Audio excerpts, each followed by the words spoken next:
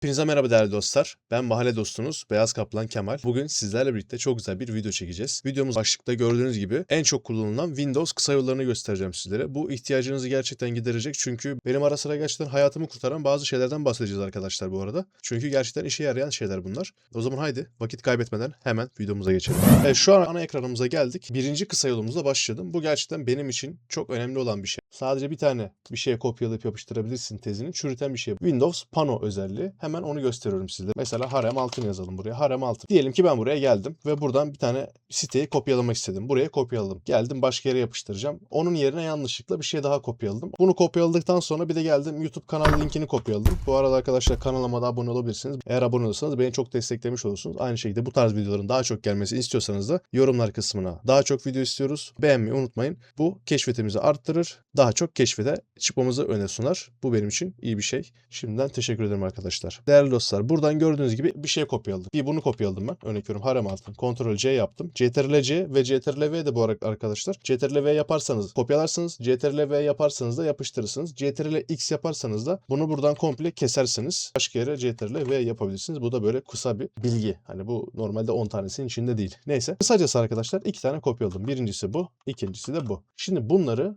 ben bir öncekini unuttum. Yanlışlıkla siteyi kapattınız. Bir daha da ulaşamayacağınız bir site bu. Nasıl ulaşabilirsiniz? Hemen onu gösteriyorum. Ctrl V'ye bastığınız zaman arkadaşlar burada bir pano çıkıyor. Gördünüz mü? Burada bir pano çıkıyor ve bu panoda sizin en son kopyaladığınız her şey çıkıyor. Örnek veriyorum Ctrl+C yaptığınız her şey burada çıkıyor. Mesela diyelim ki bir tane daha hemen yapalım. Çok serisinden. Spotify yapalım. Spotify web yaptım. Buradaki linki ben kopyaladım. Yanlışlıkla kapattım. Başka bir şey de yapıştırdım üstüne. Hop gitti diyorum ama aslında gitmedi o. Burada birikiyor arkadaşlar. Gördüğünüz gibi bu Windows Pano kısmında hepsi birikiyor. Bu şekilde. Bu birinci kısa yolumuzdu. Aynı şekilde buradan arkadaşlar emojiler, noktalama işaretleri, aklınıza gelecek bütün her şey de burada var. Burada hani bazen gönderiyorlar oyun içerisine şöyle güzel güzel şeyler. Bu tarz şeyleri de burada kullanabilirsiniz. GIF'ler de var aynı şekilde. Aklınıza gelecek her şey bu Windows Pano üzerinde. İkinci kısa yolumuza geldik. Bu da gerçekten çok işe yarayan bir şeydir. Kendi kanalım üzerinden göstereceğim. Örnek veriyorum sadece burayı ben almak istiyorum. Doğru mu? O zaman ne yapıyorsunuz? Ctrl Shift S kısmına basarsanız eğer şöyle bir ekran açılıyor. Şu anda videoda görünüyor mu bilmiyorum. Herhalde dondu. Siz zaten yaparsanız anlarsınız. Hatta ben size bunun videosunu sizin için telefondan çekeceğim. Muhtemelen video kaydında görünmüyor çünkü. Buradan videoya başlatıyorum ki sizlere de aynı şekilde buradan gösterebileyim. Windows Shift S'ye bastığınız zaman böyle bir ekran çıkıyor. Bu ekranlardan seçtiğiniz kısmı ufak bir fotoğraf alabiliyorsunuz. Buradan da bastığınız zaman bu şekilde gördüğünüz gibi kestiğiniz kısımdan sadece fotoğraf alabiliyorsunuz, kare alabiliyorsunuz. Buradan da ister düzenleyebiliyorsunuz, ister geri kalan her şeyi yapabiliyorsunuz. Bu da güzel bir özellikti bence. Yani kısacası ister tam ekran yapın, isterseniz de istediğiniz bir kısmı seçerek de kullanabilirsiniz. Ben de bunu gayet çok fazla kullanıyorum. Diğer kısa yolumuz ise arkadaşlar Windows D tuşu. Denizli'nin D'si. O da arkadaşlar şu işe yarıyor. Örnek veriyorum özel bir çalışma yapıyorsunuz veyahut da çok önemli bir işiniz var veyahut da arkadaşınıza bir sürpriz yapacaksınız. Bir anda arkadaşınız odaya geldi. Ctrl+D yaptınız hop bütün ekranları kapattı. Bomboş ana sayfaya döndü. Masa üstüne dönmüş oldu. Ana ekran komple gidiyor. Yani şu şekilde diyelim ben buradan Wallpaper Engine var. Bu arada arkadaşlar bunun da videosunu isterseniz size özel bunun videosunu çekebilirim. Ya sadece yapmanız gereken yorumlar kısmına istediğiniz videoyu çekmemi söylemeniz. Ben ne söylerseniz onun videosunu zaten çekerim sizler için. Beğenip abone olursanız da beni daha çok desteklemiş olursunuz. Diyelim ki arkadaşlar burası açık. Hop Windows'da yaptınız hemen kapandı.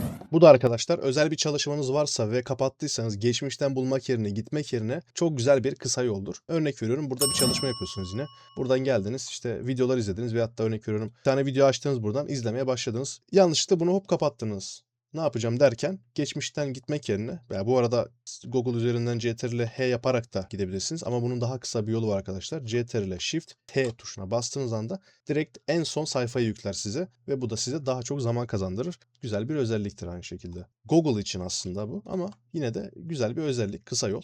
Bunu da kullanabilirsiniz. Aynı şekilde arkadaşlar Windows nokta işareti veyahut da Windows artı işareti. Eğer göremediğiniz bir kısım varsa veyahut da yakınlaştırmak istediğiniz bir kısım varsa Windows üzerinde bunu gerçekten güzel kullanabileceğiniz bir özelliktir. Windows artı tuşuna bastığınız zaman burada ileri diyorsunuz, bit diyorsunuz. Buradan artı yaptığınız zaman gördüğünüz gibi böyle yakınlaştırıp da yakınlaştırıyor. Eksi tuşuna da basarsanız Windows tuşuna basıp tutup eksi tuşuna da basarsanız uzaklaştırıyor. Artı yakınlaştırır, eksi uzaklaştırır. Bu böyle. Buradan ayarlarını yapabilirsiniz aynı şekilde. Hız geçişini falan. Bu da güzel. Büyüteç yani kısacası. Ve Windows nokta var. O da zaten ikisi de aynı olduğu için. Bu aslında pano ile aynı yer arkadaşlar. Pano'nun olduğu yer zaten burası biliyorsunuz. Size göstermiştim panoyu. Bakın Windows nokta tuşuna bastığınız zaman Burada arkadaşlar emojiler var. Aynı şekilde gifler falan. Yine aynı şekilde panoyu açıyor aslında. Aynı işlevi görüyor. Ama bizim burada göstermek istediğimiz amaç Windows artı ve eksi işareti. Buradan gördüğünüz gibi yakınlaştırıp uzaklaştırabiliyorsunuz bilgisayarınızı istediğiniz gibi. Windows sağ ok, sol ok ve yukarı aşağı okları göstereceğim şimdi arkadaşlar sizlere. Örnek veriyorum, 2 tane ayrı bir çalışmanız var. Yine YouTube'a geliyoruz, klasik. Ben telif sorunu olmasın diye arkadaşlar hep kendi kanalıma gidiyorum. Kendi kanalım üzerinden göstereceğim. YouTube'daki videolardan göstermeyeceğim. Windows yukarı ok tuşuna bastığınız zaman arkadaşlar tam ekran olur. Aşağı oka bastığınız zaman yarım. Sağ taraf, sol taraf sola, sağ tarafta sağ tarafa çeker. Aynı şekilde bıraktığınız zaman öbür tarafı da size sorar. Buradan ok tuşuyla ilerleyip enter yaparsanız da öbürünü açar. Birazcık karman çorman böyle ama yani fanteziye kaçıyor birazcık ama güzel, kullanabilirsiniz. Ya da direkt bu şekilde tutup çekip de kullanabilirsiniz yani. Bu sizin zevkinize kalmış bir şey aslında. Gelelim 7. kısa yolumuza arkadaşlar. Normalde ne yaparsınız? Alt CTRL del tuşuna basıp buradan görev yöneticisine gelip o şekilde açmaya çalışırsınız. Ama bunun daha hızlı bir kolay yolu var. O da şu: CTRL Shift Escape tuşuna bastığınız zaman direkt olarak görev yöneticisi açılır. Buradan da işlerinizi halledebilirsiniz. Bu daha kolay bir yöntemdir. Güzeldir de. Ben bunu kullanırım. 8. kısa yolumuz Windows L tuşu. Onu yapmayacağım. Yaparsam kayıt kapanabilir. Windows tuşuna bastığınız zaman L'ye basıyorsunuz. Bilgisayarınızın ekranı komple kilitleniyor. Yani şifre bölümünü istiyor. Hani siz bilgisayarı ilk açtığınız gibi şifreyi giriyorsunuz ya da şifreniz varsa. Oturum açma kısmına geliyor kısacası. Oraya gelmek için çok acil çıkacaksınızdır. Hemen Windows L'yi çakar kaçarsınız. O şekilde bir tuştur bu da. Bunu da kullanabilirsiniz. Güzel bir kısa yoldur. Dosya gezgini. Geldik 9.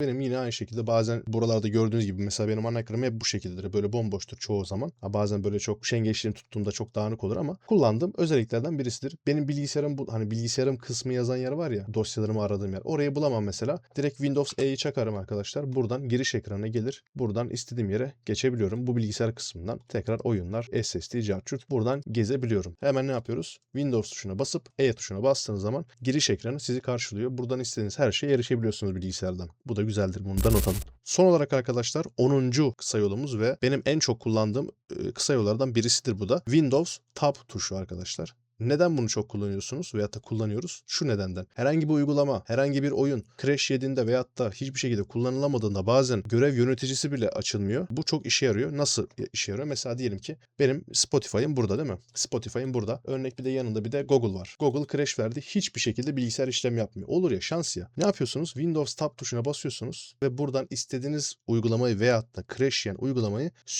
basılı tutup ikinci masaüstü kısmına veyahut da üçüncü masaüstü kısmına atabiliyorsunuz. Bu sanal masaüstü oluşturmaya yarar. Üçüncü masaüstü bomboş. Gelelim ikinci masaüstüne. Sadece Spotify var. Birinci masaüstü de burada. Eğer bunu kapatırsanız ikinci masaüstünü birinci masaüstüyle birleştirir. Öbürünü kapatırsanız öbürüyle birleştirir. Bu şekilde bir sanal masaüstü oluşturuyorsunuz arkadaşlar. Çoklu alanlı çalışabiliyorsunuz. Ben genelde bunu crash yiyen uygulamalar için kullanıyorum. Hemen Shift Tab. Crash mi yedi? At ikinci masaüstüne kardeşim. Orada kalsın. Sonra ana menüden gel. Bir CTRL Shift Escape bas. Buradan da uygulamayı kapat gibisinden kullanabilirsiniz. Çok güzel bir kısa yol olur. Videomuz bu kadar değerli dostlar. Eğer video hoşunuza gittiyse, ne kadar çok beğenirseniz kanala o kadar çok keşfete düşer. Bu da benim için o kadar çok destek demektir. Kanala abone olup bildirimleri açmayı kesinlikle unutmayın ve yorumlar kısmına da bir şeyler yazmayı unutmayın. Kendi düşüncelerinizi yazmayı unutmayın. Diğer videolarda da görüşmek üzere arkadaşlar. Kendinize iyi bakın. Hoşça kalın.